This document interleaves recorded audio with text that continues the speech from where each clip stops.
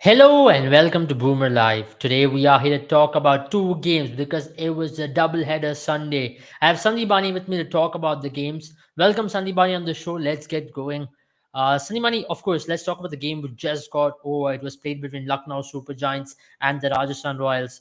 It was a much anticipated game because of a lot of reasons. Because all the other teams were backing Lucknow Super Giants because if Lucknow had won today, it would have absolutely opened their table once again. But it did not happen. The Rajasthan Royals were very clinical with their performance, let it be with the bat and also with the ball. They made a brave call, I would say so, to bat first in Brabant Stadium. They posted just 178, which is slightly below par in Brabant, but they defended quite well. I reckon that's their stronger suit, isn't it? Batting first, posting a good score on the board, and later on defending it. It just reminded you a lot of the game which happened earlier between these two teams as well, when Yeah. they scored 160 odd and they defended quite comfortably against Lucknow Super Giants. Sandy, what did you make of this approach? Because you reckon they wanted to really, make a complete statement saying that we could defend any score on any wicket because we've got the bowling attack. Yeah, I think it was pretty much an experiment to sort of win the toss and bat first at Brabant. Because I thought probably 177, 178. I think it could have been chased down. And at one point, when Lucknow Super Giants, at first they had a horrible start because you obviously know Trent Bolt what he can do against Lucknow. Even in the last fixture, he just came in with the first ball, he got Rahul. But today also he bowled really well. Today he got Ayush Badoni out for a golden duck. So yeah, just Bolt just came in and sort of went through with the top three. And once they had lost the top three wickets, I think it was like the Lucknow batsmen, somebody like a Krunal Pandya and Deepak Huda showed great resistance, and they rebuilt the innings. And at Yeah, one point, after the end of 12 overs, when only 91, not only, but 91 was required of the last 8 overs, with 7 wickets in hand, and someone like a Marcus Stoinis and Jason Holder to come to bat, to yet to bat. So you yeah, you always felt that they kept LSG in the game. But then again, the hero from these fixtures last encounter was Kuldeep Sen pulling that over, right. and I think Rajasthan Royals took a brave decision, sort of dropping him and bringing back Ovid McCoy. But again, it worked out for them because it not so much for Lucknow Super Giants, but for Rajasthan Royals, it was a must-win game, and it was a very important game for them because had they lost today, it would have been very difficult to come back because we could have seen, because Rajasthan Royals were on 6 wins out of the first 8 games. So basically, they had won just the one game in the last 4 matches. So Yeah. a little bit of pressure was building up, and also there were lots of talks about whether to play someone like a Devdutt Padikkal. I always thought that he has been doing his duty very well for Rajasthan at number four. Not just number four, whenever they required him, you call Devdutt Padikkal in at number three. He's trying to like play those innings, and I think that cameo, that 39 of 18 balls, was very critical in today's sort of setting total. Right. And also an Absolutely. interesting change we saw was Jimmy Nisham coming in. Again, I thought if you're not going to play Vander Dussen in at number four, there's no point of playing Vander Dussen at all.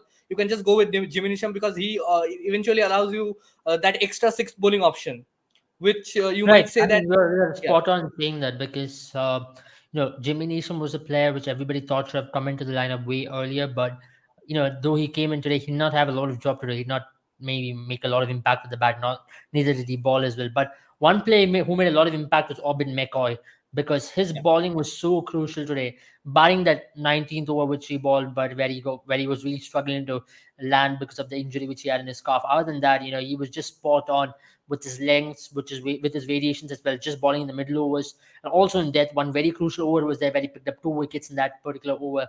What did you make of Aubin McCoy? Because Aubin McCoy was a bowler who received a lot of flack after that Delhi game because though he defended 36 runs, but he went for 3 sixes and they kind of lost the confidence in him. But today they brought him back again and he did ball really well, didn't he?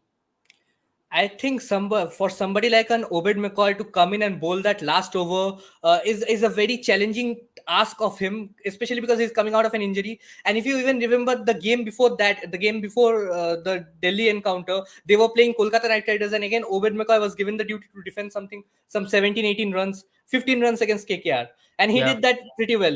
I mean, even though he was bowling to tailenders, but somebody like Umesh Yadav, who already had smacked Trent Bolt for two sixes, could have easily handed it to Obed McCoy as well. But he held his nerve in that game, and even in the game against Delhi Capitals, after hitting like getting hit for three sixes, he eventually came back well. You might argue that with 36 required of the last over, you definitely expect the bowler to finish the game earlier than he did. But yeah, it was tough of him, because if you see for international side as well, for West Indies as well, Obed McCoy has been a very good player. He averages very good in international cricket. He picks up those wickets regularly, and if you remember that he is given the ball at some of the most critical times in the death overs, say probably in the last over of the power play, and I have always found him to be more dependable than someone like a Ocean Thomas or an Alzari Joseph. I know Alzari Joseph sort of hits the deck hard, and on his day he can be very dangerous. But more often than not, I think Obed McCoy is the more consistent one. He gives Yeah. you performances more consistently. But Right. having said that, you know that Obed McCoy will be expensive in IPL, especially if he continues to play for Rajasthan Royals, because you have to understand that Rajasthan Royals has one of the most threatening and stable bowling attacks. The other four bowlers, somebody like an Ashwin, Chahal, Prasidh Krishna, and Trent Bolt, this quartet has worked wonders for them. And especially since this quartet is guaranteed of bowling the 16 overs that they bowl, so the batters, it's in the batter's mind that even if you have some target, we have to target that fifth bowling option. So on some days he will come good, but on most of the days they are going to target him, and he's going to get like go for some runs. But I it is on mean, these I mean, days you when he would can show take his that character more and pick up often those than wickets. not, It is right? very crucial. You Yeah, would take that kind of a targeting more often than not, than yeah, yeah, yeah. if he was able to pick up wickets, at least a couple of wickets here and there, and possibly stem the flow of runs as well, which he did today very brilliantly. Let's talk about Lucknow Super Giants because it's their second loss in a row. And I bet today that Gautam Gambhir will be up with a bigger speech than last time. If you all saw the video which Lucknow Super Giants posted after the last game, where Gautam Gambhir was giving a huge speech where he told his team that it's not about losing, it's about giving up. And today also, I just felt like they tried, but some of their decisions were self-inflicted ultimately, isn't it? Especially with the bowling. I thought when Avesh Khan had 2 overs in the kitty, it was really so unnecessary to go to Mohsin Khan at that particular stage, and Mohsin Khan went for plenty of runs at that particular over, which slightly shifted the momentum towards Rajasthan Royals in that 18th over. And also after that, later on going to Avesh Khan just for 1 over was nothing, because he did nothing wrong. He was bowling beautifully today up front with a new ball. He had 2 overs in the he should have been used somewhere there. I thought that Marcus Troy in his over in the middle was also very unnecessary, where he went for 15 runs and over, which just gave that particular going. We just got Dave that particular going completely because his lengths were poor on that particular stage. And even today, what did you make of that change of Ayush Badwani at number 3? Because I personally felt even the last game when these two oppositions met, they made these kind of funky changes, which got everybody worried about what they're actually doing, or which rose a lot of eyebrows as well, because it was so unnecessary, isn't it? Because Ayush Badoni was doing a decent job at number 5, number 6, and you promote him at number 3 against a quality Trent Bolt who was swinging the ball both the ways. That was just like throwing him to the deep waters and telling them just swim back. I think Lucknow Super Giants today they made a couple of like experimental moves, but that is something you expect from a team which is sort of mentored by Gautam Gambhir, because you know these are kind of calls that Gambhir makes. Somebody who is sort of doing well at number 6, 7. On other days, you may see Ayush Badoni coming in at number 8. Somebody like a Jason Holder, Krishnappa Gautam, or Kunal Pandya. Everybody gets promoted ahead of him, and on some days you just see that Ayush Baduni coming in at number 3 against someone like a Trent Bolt. So Yeah. yeah, I am not too disappointed with Ayush Baduni coming in at number 3. I I thought that he would be best fitted for that number 4 or number 5 position rather than him coming lower down the order. So number 3 in one of the games is okay. I feel that sort of see Deepak Huda is in the best form, is in probably in the best form of his life with the bat. Right. He has been batting Right. really well for them at number 3. So I don't think they have to do like experiment too many times. They can just bring in Deepak Huda at number 3, and at number 4, instead of someone like a Krunal Pandya or Marcus Stoinis, you can bring in Ayush Badoni at number 4, and then you can have these all rounders depending on the roles that they require to play. I think Ayush Right. Badoni coming up the order will be more effective for them than like at what position he usually bats. At number 6 and number 7, I don't think Ayush Badoni is that sort of a player who will make a greater impact on that. It's almost like asking Rian Parak to come in at number 7, having known that he plays like way up in the batting order for his domestic side. So I feel today bringing him at number 3 was a good call, was not bad actually. It would have been a bad call if they would have promoted somebody like Jason Holder again at number 3, because we know that Jason Holder has struggled against like good swing bowling, and even Trent Bolt and Prasidh Krishna caused a lot of trouble to him in the last fixture as well. So Right. I think I will support Ayush Badoni at number 3. Not at number 3. For me, Ayush Badoni batting at number 4 would be ideal for them. So give Deepak Hooda the number 3 spot because he deserves it, and then you have Ayush Badoni at 4. Good choice, because I think that's going to be a really good batting unit going ahead. But at this very point, even Lucknow will be slightly worried because their net run rate is pretty low. At the same time, uh, they might not even get the top two spot if they lose another game, and that's going to be something Not really just big if they to worry lose about. another game, it's just that Rajasthan now have to beat Chennai Super Kings, and I think they have the superior net run rate. So Right. for Lucknow Super Giants to get that second spot, they have to beat Kolkata Knight Riders convincingly in their last Right, fixture. right, and it's not going to be an easy talk at all because Kolkata Knight Riders at this very point is playing without any baggage. They're absolutely going to go out there and express themselves, and that's going to be an interesting game to watch. But having spoken about the top two positions, let's speak about the game which happened earlier today. It was between Gujarat Titans and the Chennai Super Kings, and it was quite a disappointing game for Chennai Super Kings, isn't it? Because it was the first time ever in IPL history a team hasn't scored a single boundary from over number 15 to 20. What did you make of that stat? And you're associating with one of the teams who knows to finish things up pretty well. And when you have a finisher like Dhoni, who's been batting really well this season as well, do you reckon there was a complete chain around them today, or a webbing which was put on by Sai Kishore yeah, and Rashid Khan today around them, which made sure they did not even strike any boundary in the last 5 overs? Yeah, we always have like backed Sai Kishore to make a huge impact in the game whenever he was brought in, and Yeah, Sai Kishore coming in so late to the team, I always knew that Gujarat, like somebody like Gujarat Titans, will sort of stick to Sai Kishore than to like not give him another chance. I think Sai yeah, Kishore will play the last game as well, and if he does well, you will not be surprised if he gets to play the qualifier as well, because we know that for Gujarat Titans, some of the bowlers like Yash Dayal, or say somebody like a Narkande or Pradeep Sangwan, whoever has been given the opportunity has done well for the side as the fifth bowling option.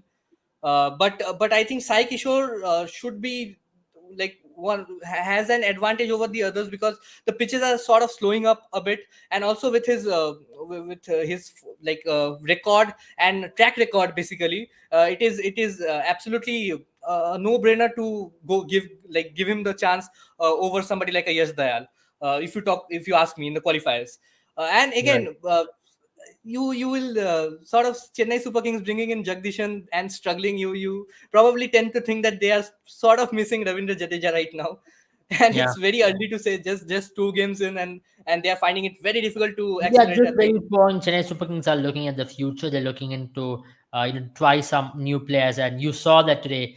Patirana was just so impressive, and I reckon they found a baller for the future, at least for the next 10 years now. With this guy, he just looks like the baby Malinga. Oh my God, he has a release point lower than Malinga, and can you believe it? His slower balls can be a lot deceiving, but his Yorkers are also very really good. So I reckon they finally found a gem in this guy, isn't it? Yeah. I always thought that Pathirana, if he gets a game, it will be very interesting to see how he goes. And I think he bowled exceptionally today, and especially because of the like from the angle with which his like arms go, and from the impact of the ball from where it lands, like goes to the batsman, it creates a lot of difficulty for the batsman to read and understand whether it is a off pace delivery or the ball is in full pace. So I think the slower delivery is going to be a menace in the future, and I think Yeah. he has sort of bowled really well. But again, I think it's a choice of plenty for them because Mukesh Chaudhary has done an excellent job, barring the first few games. And with Deepak Chahar coming in, someone like a Simarjit Singh has not been bad either. We saw in the last game against Mumbai Indians, he got Rohit Sharma out. I Yeah, mean, you will always cherish uh, Rohit Sharma's wicket. And also, I think the youngsters that got a chance, as somebody like a Shivam Dubey, even though he was not so impactful in the later half of the tournament, but might say in the early half of the tournament, he scored two good knocks and one excellent knock of some 94 against. I think it was against Rajasthan or Delhi. yeah. It was Yeah, it was so it was against RCB. oh, it was against RCB. Yeah. So he scored that excellent knock against his Former like team. old franchise, and I think it will be very good for him. And Yeah, I think he's as a someone you whole, can bank you on. reckon they'll take a lot of positive, especially out of this last game, because they've been able to see some players. Prashant Solanki was brilliant as well.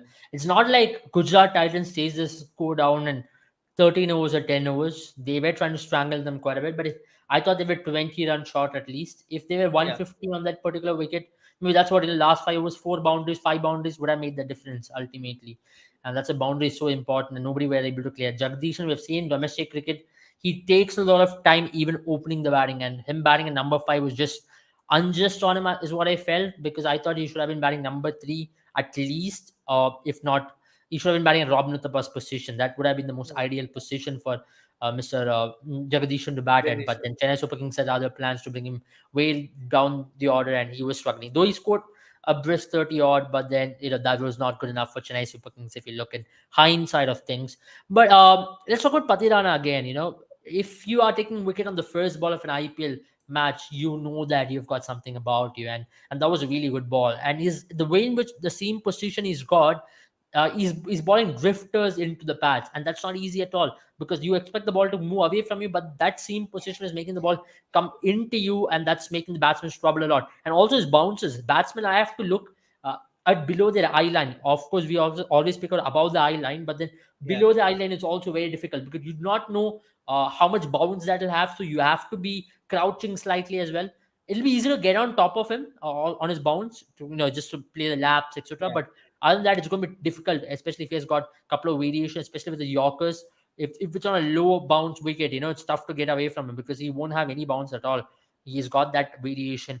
But other than that, what do you make of Prashant Solanki as well? He's a spinner who's made a lot of noise around the domestic circuit, where he's picked up wickets in the last couple of seasons consistently for Mumbai, and now he's finally got an opportunity at his home ground, and he did decently well, isn't it?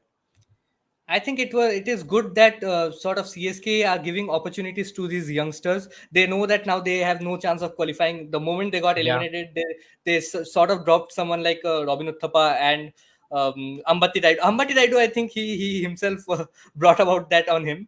But yeah, yeah, somebody like a Jagdishan getting a game in, I feel that he's more of a opening batter, or somebody who will bat at number three for them in the yeah, future if he gets an opportunity. So I yeah, think they just wanted to give him a go, and that's why they brought him and gave him the number four slot.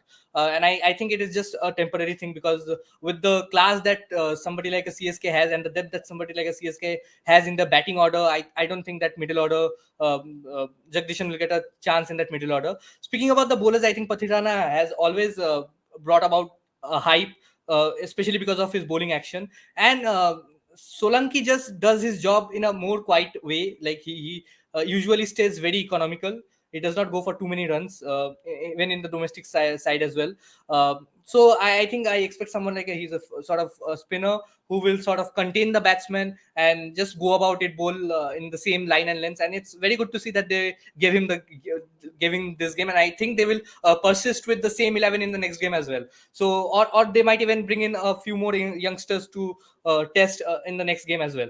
So yeah. I think it's going to be good for them for the future, uh, like future tournaments in the next season. For the next season, they can sort of find out what the other players, what the bench has to bring to the team's contribution. So Right. I It's going to be think, very yeah, interesting.